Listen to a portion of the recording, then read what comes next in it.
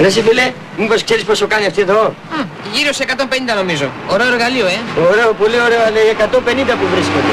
Βασικά πιστεύω ότι αν έχει κανείς την καψούρα της μηχανής, όχι 150 βρίσκει, 800 βρίσκει. Ναι, αλλά πώς ρε φίλε? Δεν μου λες, άντρας δεν είσαι? Εσύ τι λες, να με τραβεστεί και να μην το ξέρω? Κάθε άντρας έχει μια γκόμενα και η γκόμενα τσοντάρει.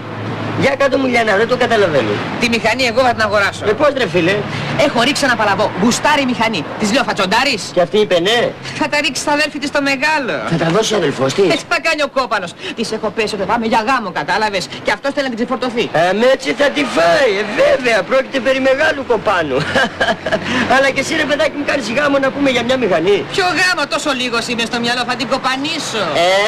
Τώρα κατάλαβα, μπράβο, αλλά εγώ όμως δεν μπορώ να εξηγηθώ έτσι. Γιατί τα αδέρφια της είναι ξύπνια. Μια τέτοια μηχανή ήθελα. Είναι η ζωή μου όλη. Να την καβαλάω, να φοράω τη στολή, να πατάω γκάζικερ.